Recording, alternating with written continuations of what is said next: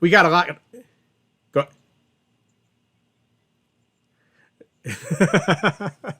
I'll be a star. Yeah. You're welcome. Have a nice day, guys.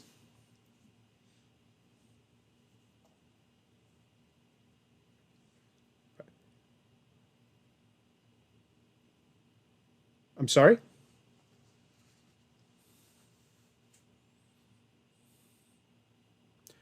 Uh, I would throw some minimal stuff in there. It should only take you a few minutes, but make sure you run it and it comes out right. You have till Sunday. So it's if you're near the deadline, I would tell you that we've told the TAs to be a little lenient, but they're probably going to expect a little bit of this. So, throw some stuff in there. It won't hurt you. I'm sorry.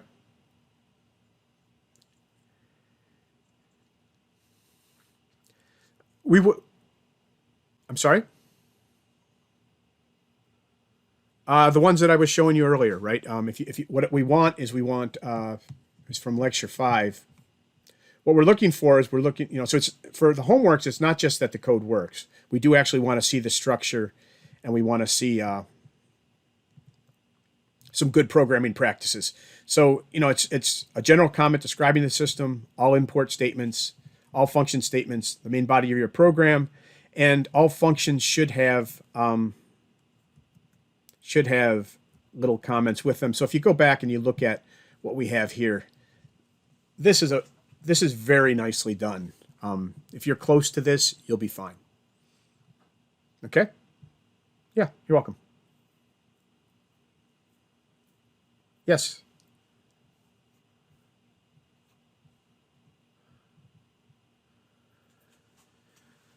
So it depends upon what you're using. So for example, homework 1, you're not allowed to use loops or ifs because we want you using string functions. We find that most students who come from like Java don't know all the string functions that we want you to know. And that's one of the, those types of things are some of the things that make Python very powerful. Make Python very powerful. So we want to force that. So you're allowed to use things that we haven't covered. Make sure you understand it because you may get called on it.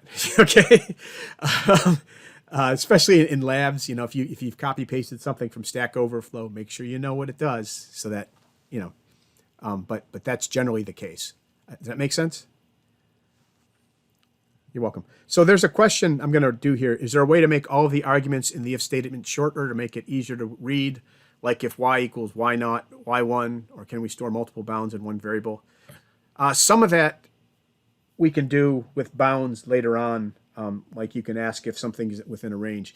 One of the statements you can use, I'll paste it into chat, is we could do something like if x naught less than x less than x1.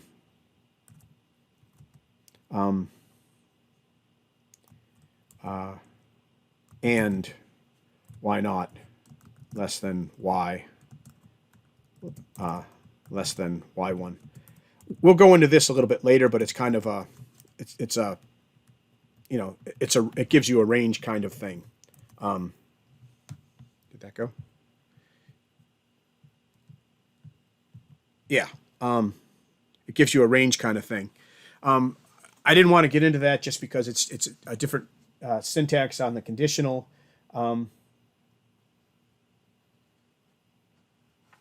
And we didn't actually, it's not actually in this lecture, but it is, I don't think it's in this lecture, but it is in a subsequent lecture. So we'll talk about this.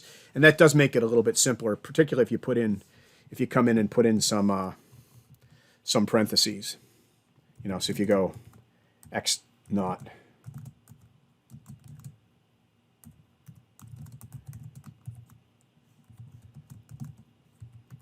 the other thing you can do is I like to use multiple lines when I'm doing something that's kind of esoteric. Something that's long, I divide it up into logical lines. And then in that case, you may want to actually comment the line and say, with an end of line comment, you write the code and then you put like a pound sign and say, this is the case where it checks to make sure that it's within the X boundaries of the box, for example. That can help make it easier to read as well. Okay, next. Anybody else? Any more questions?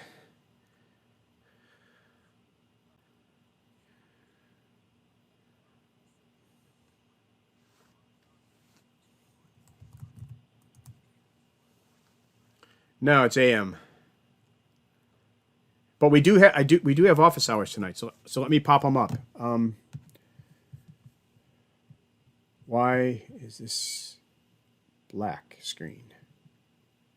Huh. Give me just a second to pop this up. Let's see. Why is this not coming?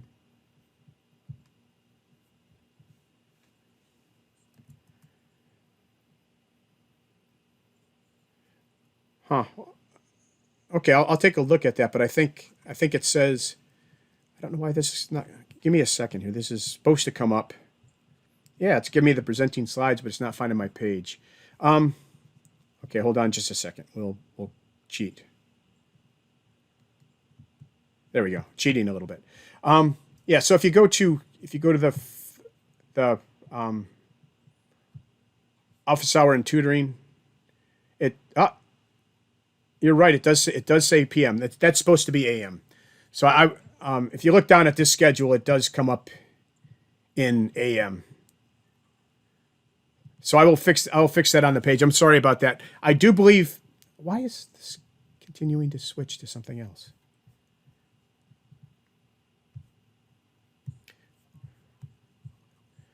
Somebody else has office hours today from 9 till 11. Okay, so 9. Yeah, so we do have office hours pretty much from, except for a few 20-minute breaks in between. We have office hours pretty much from now until 11 p.m. tonight. There's a couple of 20 minutes. Go ahead.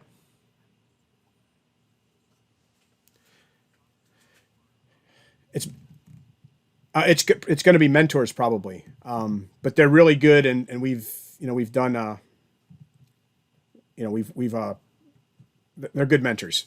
You can use them.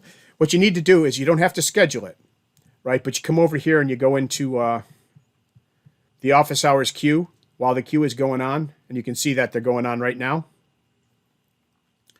And when you get here, you'll see something different because I have the ability to open and close queues but not join them. When you see this, you'll have a little pull down. Actually, you know what? Let me see if I can.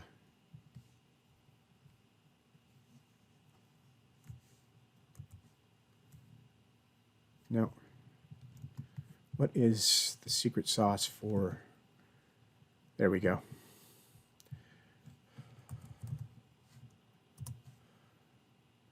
I'll ghost in as myself, but without privileges.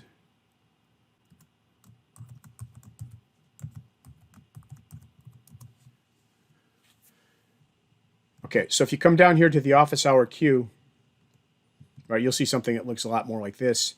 This is your name. You pull down Q name, office hours. There's also ALAC office hours. Pull down office hours and then enter in office_hours and your contact information. So your WebEx, and then start up your WebEx. And what'll happen is as soon as a TA gets the opportunity, they will hop into your WebEx and join you and help you out. Does it make sense?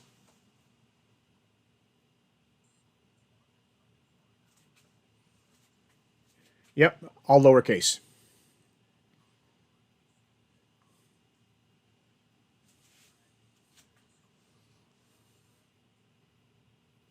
Right, you need to come into here as office hours. Right, I'll leave the queue and join again. Okay, so you come in as office hours.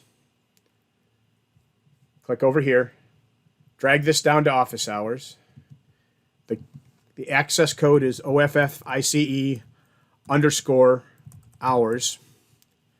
And then put your WebEx here so that they can come in and join you. Right, so you'll want to start up your WebEx there as well. And then hit join. Okay, and at that point, you'll just wait until they come through and join you, help you out. All right? Okay, we'll talk to you later then.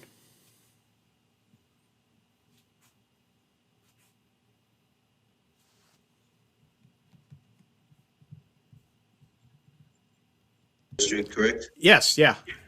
Okay, so does it compare the strings in order of like which one comes first in the ASCII table, kind of like alphabetical order, or does it just look at the string and then adds up all their values on the ASCII table and then compares those to each other. It does it in the same as you would do in alphabetical order, except capitals count different than lowercase. Okay, so it compares like each letter, like so the Right. first letter to this. Okay. And you know, in the case like if you have A, B, C, and A, B, C, D, right? The first one to run out of letters is ahead of the other one, just like in regular, like in the dictionary. Yeah. So if you had like A, B, C, and C, B, A, they're not equal. Right.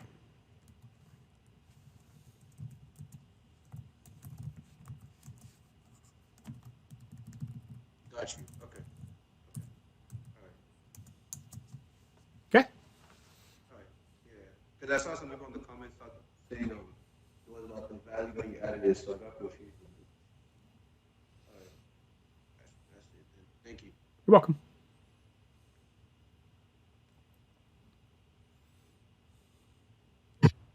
Professor, Yes. Sid again. What's the code you put in so I got office_hours. I put the Q name office hours, my contact information. How did it show up for you? Your WebEx room. How do you copy and paste that? Because that doesn't auto show up for me. Oh, sure. Hold on just a second. Let's see.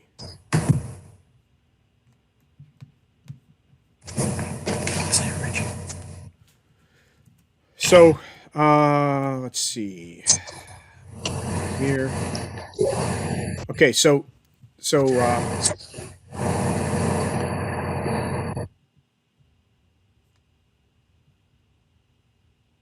we have office hours right now?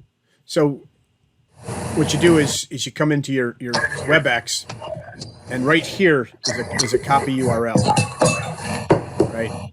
And then you just do a Control V to paste it into there. Okay. Thanks for letting me know. I'll stay in the session, but I think I'll do that right now. Okay, sounds good. Professor Turner, I have a quick question on not. Okay. I understand that like not Boolean, so like not true would give false or not false would give true. How about like with an integer, say like not 8, would it just give -8? Or No. So I was avoiding that topic. Gotcha. Just because we were running out of time and I would wax poetic. So 8. So if 8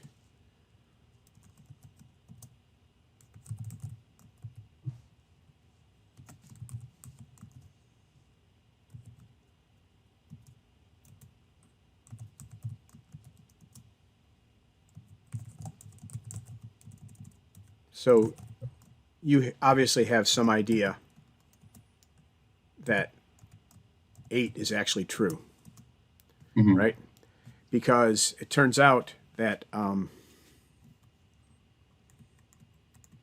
anything that's not 0 is true, right?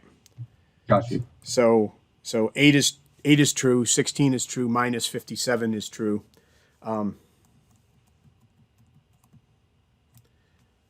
But you want to know what not 8 is. And not 8 is false, but if we do x equals not 8, right, x becomes a Boolean false. Okay. Okay, so essentially it's equal to 0, but it's now of type Boolean, so it looks like, I've never tried this. Yeah, okay, so it's 0. Okay. Okay? All right. Thank you. I appreciate it. You're welcome. All right. Have a nice day. You're welcome. Thank you. You too. Whatever.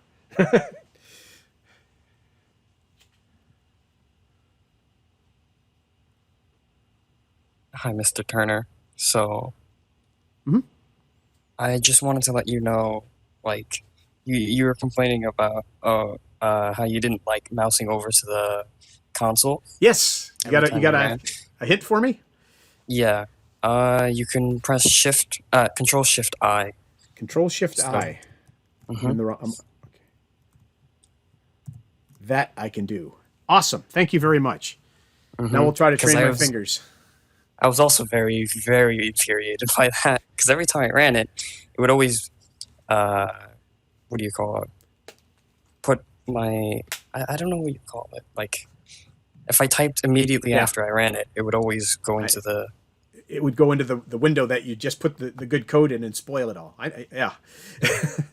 Yep. It's kind of It's an infuriating. It is. Control-Shift-I. Right. Awesome. Yeah. I will try to practice that. Thank you. No problem.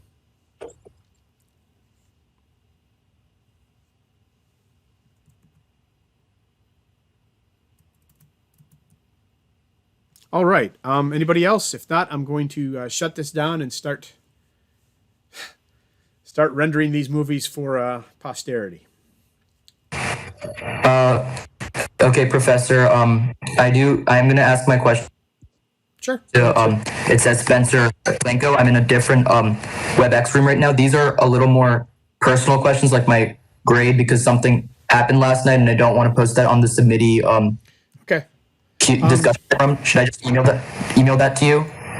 You know what? I think if we're done here, let me see if anybody else has any questions on the lecture material. If not, I'll kick everybody out and we can talk for a minute. Anybody else? All right. Thanks, guys. Someone asked, how do you clear a variable? You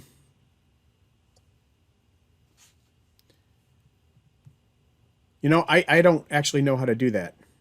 I'll have to take a look at that. Because you can just overwrite it, so there's not really.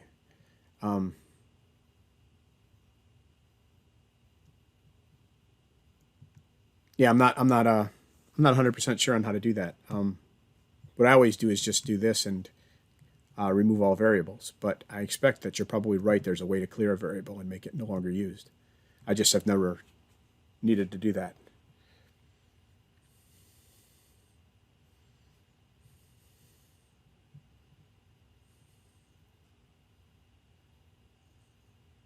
I'll take a look at it, though. I can probably figure that out.